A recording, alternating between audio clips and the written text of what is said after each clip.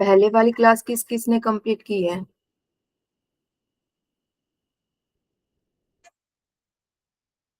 सौरभ जी ने की है। बाकी सब ने, कोई ऐसा है जिसकी अभी भी रहती है पहले वाली क्लासेस कंप्लीट करनी? यस मैम, मेरी रहती है। मैम मेरी भी रहती हैं। मेरा तो मैडम बहुत छूटता है, मैं क्या करूँ मैडम, मैं कोशिश करता हूँ लेकिन ऑफिशियल वर्क इतना लोड है कि मैडम नहीं हो पाता। देखिए, आप जो भी क्लासेस करते हो ना, उसको 10 मिनट्स क्लास खत्म होने के बाद आप सिर्फ जो जो आपने लिखा ना, एक बार उसको रीड आउट कर ले तो बहुत अच्छा रहता है, ताकि आपको पता चले कि आपने किया क्या। उसके बाद क्लास स्टार्ट होने से पहले 10 मिनट आप उसको रिवाइज कीजिए कि आपने क्या किया था इस क्लास में और नेक्स्ट में क्या होगा। उससे फिर आपको इतना ज्यादा टाइम नहीं देना पड़ेगा उस चीज के लिए। फिर आप क्लास में अच्छे से इन्वॉल्व हो पाओगे, आपको पता होगा कि क्या चीजें हो चुकी है, उनके बेस पे जो हम नई चीजें कर रहे हैं, आप तब अच्छे से समझ पाओगे। तो चलिए आज इनफॉर्मल फैलेसी करते हैं। कोई बताएगा इनफॉर्मल फैलेसी होती क्या है?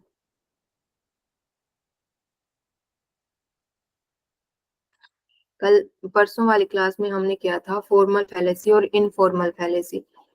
फॉर्मल में हमने किया था कि जिसकी फॉर्म में या स्ट्रक्चर में डिफेक्ट हो वो होती है फॉर्मल फैलेसी, और इनफॉर्मल जिसके कंटेंट में डिफेक्ट हो। ठीक है। अब बहुत तरह की जो फॉर्मल फैलेसी थी, और बहुत सारे पार्ट है इनफॉर्मल फैलेसी के। फॉर्मल हम कर चुके हैं, आज हम करेंगे इनफॉर्मल फैलेसी।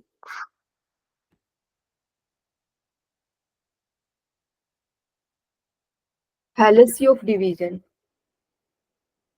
विभाजन का भ्रम। मैं आपको सजेशन दूंगी कि आप ये नाम है ना वो इंग्लिश में याद करें, क्योंकि कई बार जब ट्रांसलेट होता है ना, ये और मीनिंग में हो सकता है, यहाँ पे आपका हिंदी में अलग अलग उसमें ट्रांसलेट हो सकते हैं ये। तो इसलिए आप इसको इंग्लिश में याद रखना। और कई बार ऐसा होता है कि आपको इंग्लिश में जो नाम दिया वही सेम टू सेम आपको हिंदी में मिल जाए। A fallacy of division is an informal fallacy. किस तरह की फैलेसी है? अब आज हम सभी इनफॉर्मल फैलेसी करेंगे। That occur when one region that something ma'am that ये is स्क्रीन true। नहीं शेयर हो रहा है। एक सेकेंड।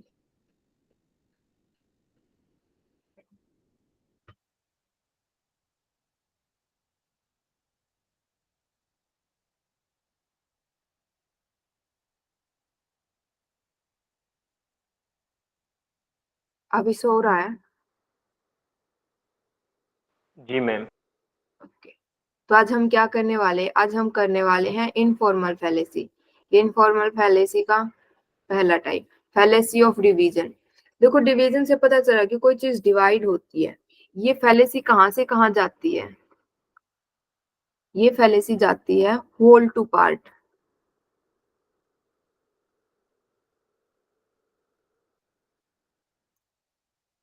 यानी कि इस फैलेसी में क्या होता है, इसमें ये होता है कि जो होल है ना, यानी कि पूरा का पूरा संपूर्ण भाग किसी चीज के लिए अगर ट्रू है ना, तो हम ये मान के चलते वो उसके पार्ट के लिए भी ट्रू होगा। ये चीज हमने उस दिन भी की थी कि कोई यूनिवर्सली किसी चीज को हम मान के चलते हैं तो वो उसके पर्टिकुलर पार्ट पे भी फॉलो होगी। जैसे इसके एग्जांपल में ले लेते हैं, यहाँ पे है the oceans when see are a whole is blue in colour, then each drop of water individually must also be blue in color। यानी कि क्या कह रहा है कि जो समुंदर होता है, ठीक है, या महासागर होते हैं, उसमें क्या होता है कि वो कैसा कलर में कैसा दिखाई देता है, हमें नीला दिखाई देता है। तो हम ये मान के चलते हैं कि जिस तरह से समुद्र पूरा का पूरा नीला दिखाई दे रहा है ना हमें, तो इसकी हर एक ड्रॉप भी हमें कैसी दिखाई देगी? नीले रंग की दिखाई देगी। तो ये किस तरह की फैलेसी होगी? Fallacy of division. यहाँ पे हम कहाँ से कहाँ जा रहे हैं? होल टू पार्ट जा रहे हैं हम। ठीक है। वहां पे आपको कोई भी एग्जाम्पल दे देंगे, आपसे ये पूछेंगे कि ये किस तरह की फैलेसी है, तो आपको पता होना चाहिए कि उस स्टेटमेंट में क्या दिया गया, वो होल टू पार्ट जा रही है, पार्ट टू होल जा रही है, फिर और तरह की कोई अदर फैलेसी है। तो फैलेसी ऑफ डिवीजन में तो हमें पता चल रहा है कि हम क्या कर रहे हैं, उस चीज को डिवाइड कर रहे हैं। ठीक है।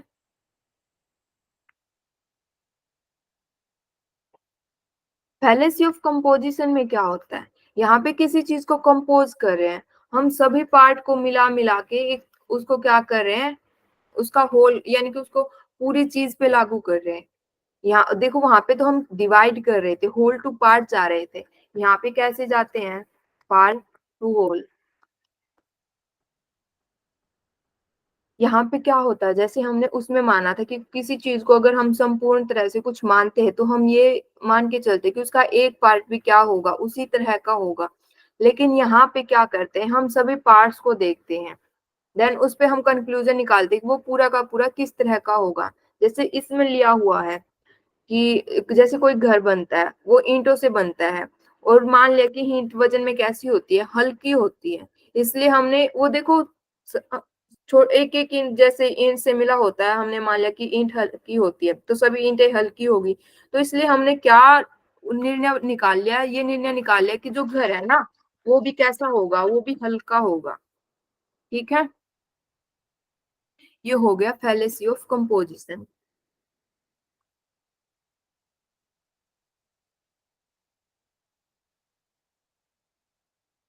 फैलेसी ऑफ एक्सीडेंट क्या होती है, देखो कोई भी रूल है ना, यहाँ पे इसका क्या है कि कोई जर्नल रूल है, वो सभी चीजों पे अप्लाई होता है, लेकिन समटाइम सिचुएशन ऐसी होती है कि उस पे अप्लाई नहीं होता है। लेकिन अगर हम वहां पे भी अप्लाई कर देते हैं तो वहां पे कैसी फैलेसी होगी, फैलेसी ऑफ एक्सीडेंट फैलेसी होगी। ठीक है, इसके जो अदर्स नाम है वो भी आपको याद रखने, fallacy of journal rules, swapping, journalisation. तो इसमें देखो मान लो हमारा एक रूल है कि अगर हम किसी को चाकू मारते हैं ना तो वो कैसा होता है, वो अपराध होता है। लेकिन अगर हम इसी रूल को डॉक्टर्स के ऊपर फॉलो कर दें, जो सर्जरी करता है उसके ऊपर फॉलो कर दे कि उसने भी चाकू से है ना किसी पर्सन को काटा है, तो क्या है, वो सर्जन भी कैसा है, क्रिमिनल्स उसको अगर घोषित कर दे इसी रूल पे, तो यहाँ पे क्या हो जाएगी, फैलेसी हो जाएगी। यानी कि हम कोई भी जर्नल रूल्स हर जगह पे तो अप्लाई कर सकते हैं, लेकिन कुछ पर्टिकुलर सिचुएशन ऐसी होती है कि हम उस पे उसको अप्लाई नहीं कर सकते।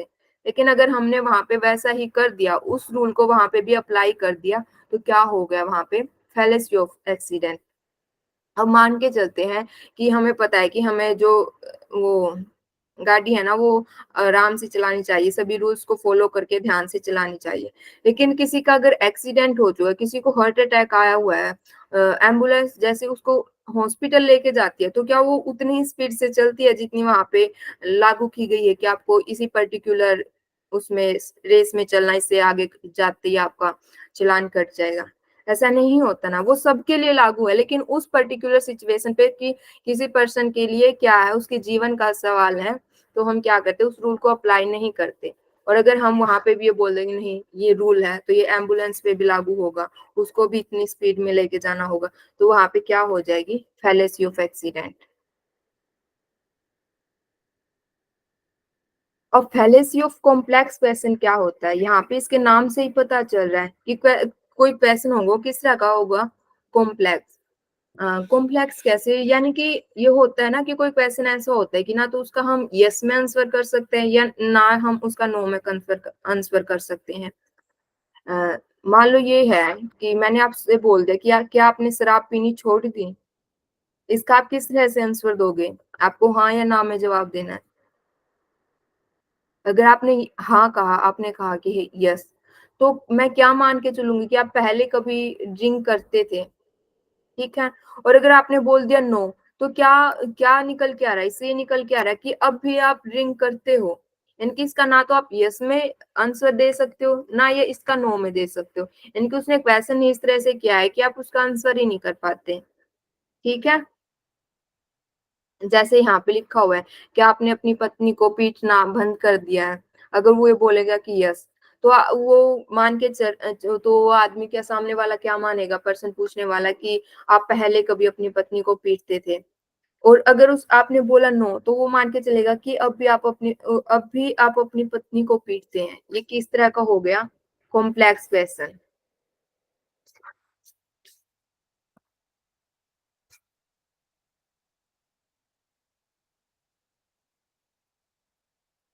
स्लिपरी स्लोप, इसको राई का पहाड़ भी कहते हैं या फिसलन वाली ढलान। स्लिपरी स्लोप क्या होता है, जैसे हम बोलते हैं ना राई का पहाड़ बना दिया, किसी भी छोटी बात को इतना बढ़ा चढ़ा के उसमें ऐड कर देना कि वो किसी और ही लेवल पे पहुंच जाए।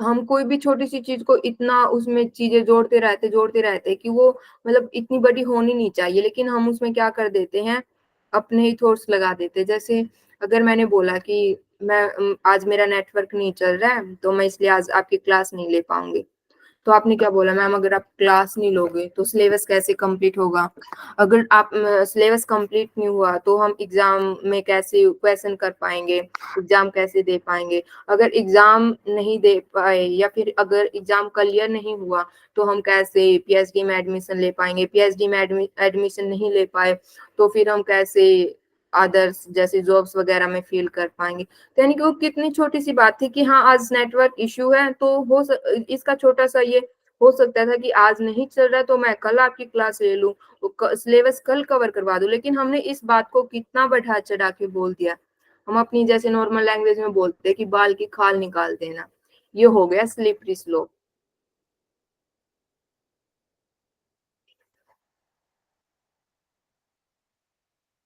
नेक्स्ट है red herring. Red Hering's means क्या होता है कि हम एक तो इसको ये बोल सकते हैं कि रंगे हाथों पकड़े जाना, ठीक है, यानी कि उसमें हम क्या करते हैं, किसी की अटेंशन को डाइवर्ट करते हैं। यहाँ पे क्या करते हैं,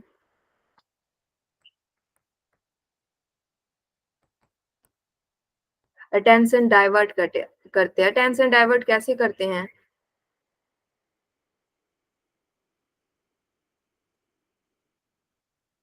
मान लो कि हम कहीं पे जैसे शॉप में चले जाते हैं, ठीक है, वहां पे मतलब उस किसी शॉप में है, कोई चोर कुछ चोरी करने के लिए उसमें है फिरात में कि हाँ मुझे ये चीज उठानी है, वो कुछ ऐसे ही ढूंढ रहा है, तो उसके जो दुकान के मालिक है उसने उसको देख लिया, तो क्या बोलता है उसको, उसकी अटेंशन को डाइवर्ट करने के लिए, नहीं मेरे यहाँ पे कुछ सामान गिर गया था मैं उसको ढूंढ रहा, वो मुझे मिल नहीं रहा, यानी कि वो क्या कर रहा, वो पकड़ा गया था लेकिन हम क्या, उसने क्या कर दिया कि उसकी अटेंशन को ही डाइवर्ट कर दिया, वहां से उसके ध्यान को ही हटा दिया कि वो किस चीज के लिए आया था, तो उसने उसको अलग ही दिशा में मोड़ दिया।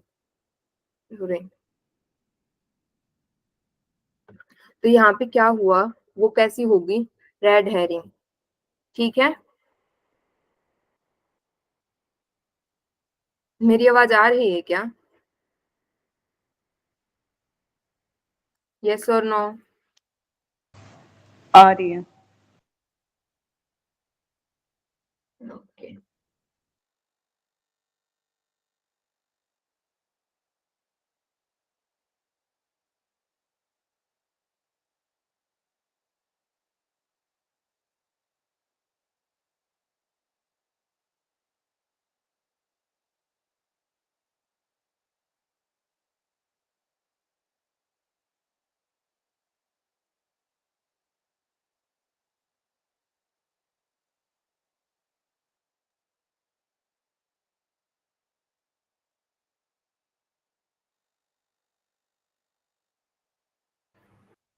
अब तक का जितना हुआ उतना समझ में आया?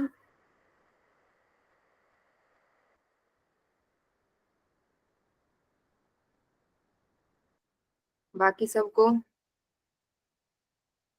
जी मैम।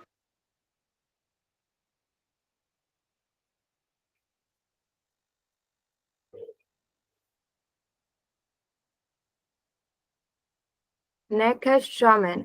स्ट्रामैन फैलेसी क्या होती है कि हम सामने वाले को, जैसे दो दो के बीच में क्या चल रहा है, वाद विवाद चल रहा है, आर्ग्यूमेंट चल रही है, तो वो क्या करेगा, उसके जो लॉजिक है उसको कमजोर दिखाने के लिए कोशिश करेगा। जैसे हमें नॉर्मली ये क्या करते हैं, हम्म, उसकी पोजीशन पे अटैक करता है यहाँ पे। जैसे कि दो पार्टियां होती है, ठीक है, जो पार्टी उसमें है, अभी प्रेजेंट में है, वो कितना भी अच्छा काम कर ले, लेकिन जो अपोजिट पार्टी क्या करेगी, हमेशा उस पे अटैक अटैक करेगी कि यहाँ पे ये नहीं हुआ, उसने कुछ भी अच्छा किया, तो वो उन चीजों को ना देखने की बजाय उसके जो वीक है या जहाँ पे उसने काम नहीं किया उन चीजों को उठाती है, तो वो क्या करता है वहां पे, क्या वो करता है, उसकी पोजीशन पे अटैक।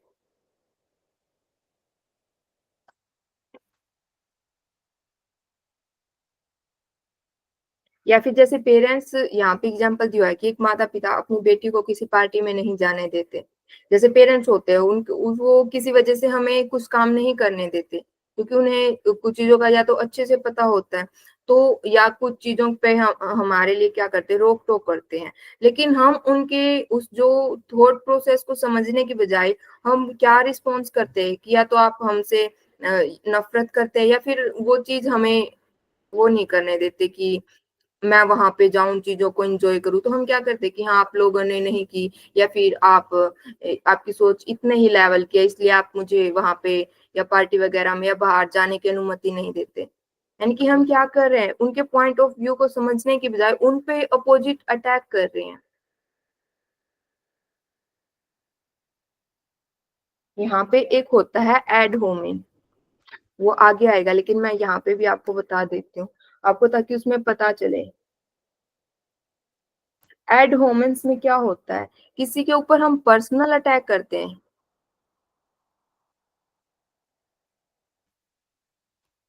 यहाँ पे क्या करते हैं, उसकी पोजीशन पे अटैक करते हैं, लेकिन यहाँ पे हम किसी के ऊपर पर्सनल अटैक कर रहे हैं। कोई हमें, जैसे अभी मैं आपको किसी एग्जाम्स के लिए और एग्जाम्पल लेके चलते हैं। जैसे कोई भी वो है ना, एक जूही चावला, जैसे वो क्या करती है, जो बालों के तेल की ऐड करती है कि इससे आपके बाल कैसे हो जाएंगे, लंबे घने बाल हो जाएंगे। वो केस किंग की करती है ना शायद, हाँ, जूही चावला जैसे केस किंग तेल की वो करती है, ऐड करती है।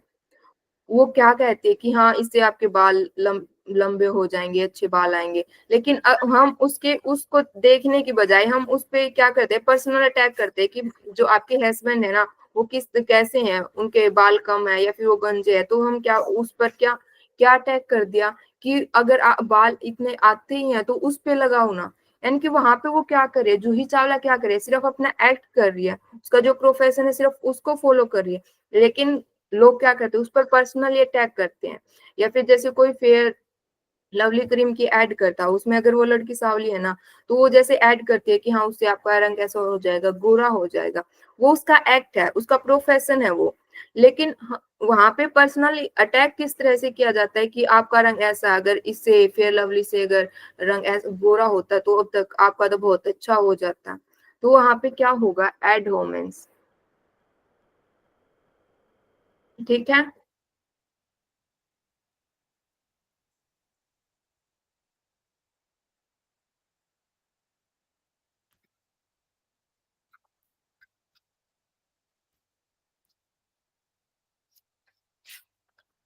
आज हम इतनी ही करेंगे। देखो, पहली हमने कौन सी की थी, फैलेसी ऑफ डिवीजन। क्या होती है fallacy of division?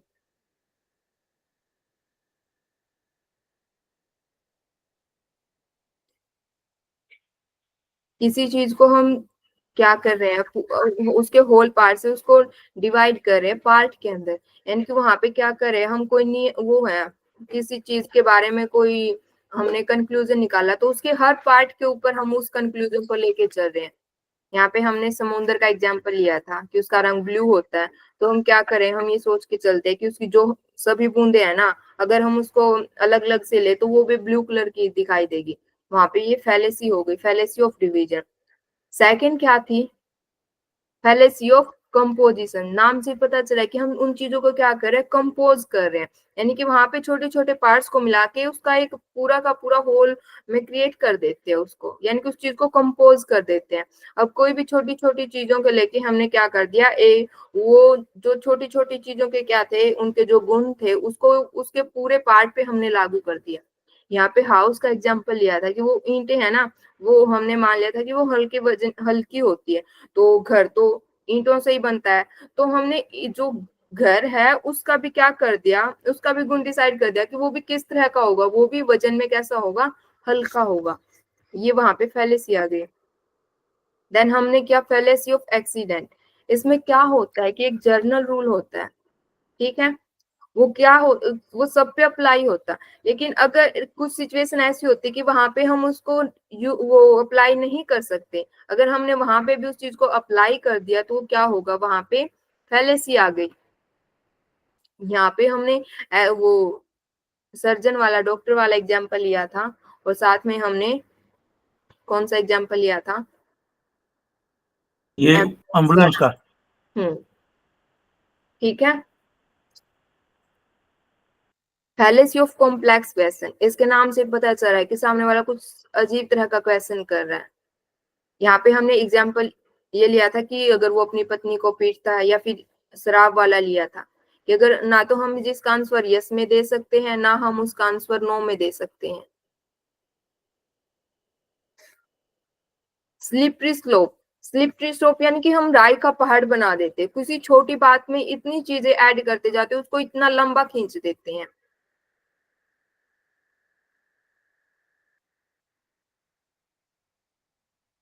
Red herring में हम ये होता है कि हम क्या करते हैं, सामने वाले की अटेंशन को डाइवर्ट करते हैं। अब जैसे कोई भी पार्टी है, अगर वो किसी अगर हम उस पार्टी वाले से, जो पार्टी है उससे हम कुछ ये क्वेश्चन करते हैं कि बेरोजगारी इतनी क्यों बढ़ रही है, या फिर अदर जो हॉस्पिटल वगैरह में या शिक्षा इतनी अच्छी क्यों नहीं है, तो क्या करता है, उस चीज का जवाब देने की बजाय वो क्या करने लग जाता, हमारी जो अटेंशन है उसको डाइवर्ट करने लग जाता। वो इन क्वेश्चनों का क्या करता है, आंसर देने की बजाय वो क्या करता है, वो बोलता है कि हमने इतना वो कर दिया, हमने इतनी सड़कें बना दी, इतनी बिल्डिंग्स ऐसे क्रिएट कर दी, यहाँ पे हमने ये कर दिया, यहाँ पे हमने वो कर दिया, यानी कि वो टॉपिक को किसी और दिशा में ले जाता है। शामैन में वो क्या करता है, उसकी पोजीशन पे अटैक करता है। एड होमिन्स में क्या करता है, वो उसके ऊपर पर्सनल अटैक करता है।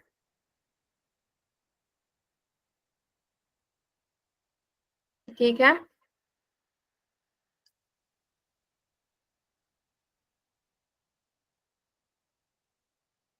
आज हम इतना ही करेंगे।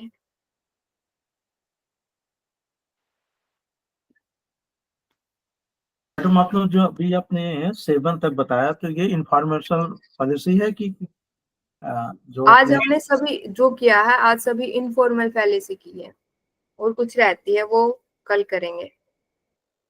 Thank you madam. Formal fallacy हम कर चुके हैं, देखो उसमें हमें पता, वहां पे देखो डिफरेंस पता चला। आपने फॉर्मल के भी एग्जांपल किए, इनफॉर्मल के भी एग्जांपल किए, तो आपको पता चला होगा वहां पे हम डिफेक्ट किस में देखते हैं, ये देखते हैं उसमें मिडल टर्म कैसी है, डिस्ट्रीब्यूटेड है या अनडिस्ट्रीब्यूटेड है, मेजर माइनर के ऊपर, यानी कि उसकी स्ट्रक्चर में डिफेक्ट देखते हैं कि वो किस तरह से बनी है, उसमें कुछ ऐड हुआ है या फिर कुछ उसमें रूल्स फॉलो नहीं किए गए। यहाँ पे हम क्या उसके कंटेंट में वो डिफेक्ट देखते हैं कि हाँ ये रूल्स था, ये ऐसे अप्लाई होना चाहिए थे, लेकिन इसको या तो सभी चीजों पे लागू कर दिया गया या फिर कुछ चीजों पे लागू नहीं किया, तो उस तरह से डिफेक्ट है, उसके कंटेंट में ही डिफेक्ट है, उसकी प्रीमाइस में ही डिफेक्ट है। ओके, नहीं मैडम बताइए, इंफॉर्मेशन में आपने बताया कि स्ट्रक्चर में डिफेक्ट है, करेक्ट? नहीं फॉर्मल में, फॉर्म ओके ओके। फॉर्म और इनफॉर्मल में उसको कंटेंट में ही डिफेक्ट है। तो अब सभी आप मुझे बताएंगे, सौरभ जी आप बताएंगे फैलेसी ऑफ डिवीजन क्या होती है। फैलेसी ऑफ डिवीजन में मैम आपने आवाज आ रही है जी, मैम? ये फैलेसी ऑफ डिवीजन जो है मैम, ये आती है इनफॉर्मल के अंदर। और मैम इसमें क्या होता है कि हम जो इस कंटेंट जो भी हमारे होते हैं वो मैम उसमें डिफॉल्ट होता है, उसको डिवाइड करके देखते हैं। जैसे एग्जांपल मैम दिया था, थोड़ा सा भूल रहे हैं मैम, एक बार पढ़ना पड़ेगा। डिवीजन में क्या करते हैं, हम किसी चीज को होल टू पार्ट की तरफ जाते हैं, कोई चीज पूरे पे लागू करके हम ये सोचते हैं कि ये इसके पार्ट पे भी लागू होगी। जी मैम। मैडम जैसे जैसे दो टाइप हुआ, फॉर्मल हुआ, इनफॉर्मल हुआ। तो आपने इनफॉर्मल को कुछ 5 6 7 टाइप आपने बताया। First, flashy of the composition, some part to hold, जैसे सी एंड ड्रॉप ऑफ मतलब वाटर हो गया। और उसके बाद 1 मिनट मैडम, मैंने नोट किया, होल टू पार्ट, ठीक है। फ्लैशी ऑफ डिवीजन हुआ, फिर कंपोजिशन हुआ, जो छोटे छोटे पार्ट को मिला करके फिर होल में बनाते हैं, जैसे आपने ईट और मकान का एग्जांपल दिया। और फ्लफी ऑफ एक्सीडेंट, एक्सीडेंट में आपने सब पर अप्लाई होता है और कहीं अप्लाई नहीं होता, जैसे सर्जन और एम्बुलेंस का आपने एग्जांपल दिया।